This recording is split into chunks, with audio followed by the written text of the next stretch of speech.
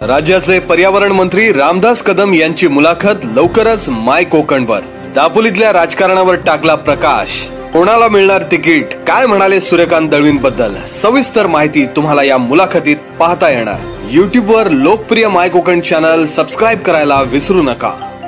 यापुढे निवडणूक मी कुठलीही लढणार नाही आणि पक्षाचं काम भविष्यात करणार। आता पुष्कळ पक्षांनी दिलं ना, पक्षाने पुष्कळ दिलं की आता वय झालं, 66 झालं। दळवींचं 70 झालं की मला माहित नाही, पण त्यांचे हात कापतात हे मी बघितलेले आहेत। त्यांनी पण आता थांबावं। बाप सवाई बेटा होऊ शकतो हे ऐकलं होतं, पण आता प्रत्यक्षात ते मी अनुभवतोय। मी फार समाधानी आहे। शिवसेनेमध्ये 11 नेते आहेत, त्यापैकी मी एक आहे। शिवसेनेच्या नेत्यावरती उघडपणे आपण बोलू शकता का?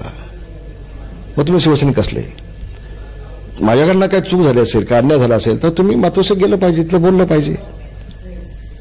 त्यावेळेला योगेश कदम इथून निवडणुकीला उभं राहण्यासाठी निर्णय घेतला आणि उद्धवजींनी जेव्हा त्यांना आशीर्वाद दिले त्यावेळेपासून त्यांच्या मनामध्ये किलमिस म्हणणार नाही मी, पण थोडंसं कपट कारस्थान त्यांच्या मनामध्ये निर्माण झालं का ते नको व्हायला होतं।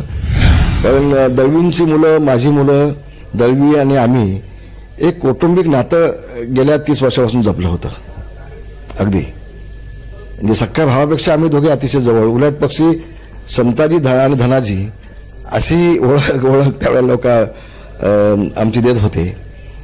अतिशय चांगले दिवस चालले होते, पण 5 वेळा निवडून आले, मला मंत्रीच व्हायचं आहे हा जो त्यांचा हट्ट आहे तो म्हणतो 100% चुकीचं। उद्धवजींनी त्यांना सांगितलं की चांगला मुलगा काम करतो योगेश कदम, त्यांना तुम्ही साथ द्या, त्यांना निवडून आणा, तुमचा सन्मान ठेवला जाईल। इतकं स्पष्टपणे उद्धवजी त्यांना बोलले, पण ते लोकांमध्ये पुन्हा पुन्हा गैरसमज पसरून देतात की माझ्यावरती अन्याय होतोय, रामदास कदम मला भेटू देत नाही, मातोश्री मला जाऊ देत नाही, अशा पद्धतीचं चुकीचं बोलून लोकांमध्ये संभ्रम निर्माण करण्याचं काम आमचे दळवी साहेब, जुने मित्र, नवे मित्र, ते हेतुपुरस्कार करतायत।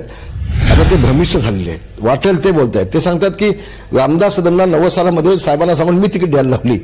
हे इतकं हास्यास्पद वक्तव्य जर त्यांच्याकडनं असेल तर त्यांच्याबद्दल काय न बोलण्यासारखं चांगलं ना। त्यापेक्षा म्हणजे त्या सूर्यकांत दळवीसाठी संजय कदमनी शिवसेना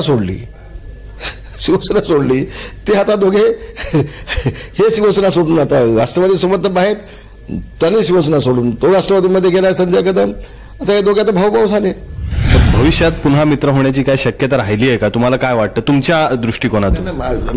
माझ्या बाबतीत तुम्ही सांगाल, आज ते आले तर आज त्यांचं स्वागत आहे। आणि उद्धवजींनी त्यांना सांगितलं की तुमचा सन्मान ठेवला जाईल, तुमचा सन्मान राखला जाईल, निश्चितपणे राखला जाईल। शिवसेनेचे ज्येष्ठ नेते आणि पर्यावरण मंत्री रामदासभाई कदम यांची सविस्तर मुलाखत तुम्ही पाहू शकता शुक्रवारी रात्री 9 वाजता फक्त माय कोकणवर।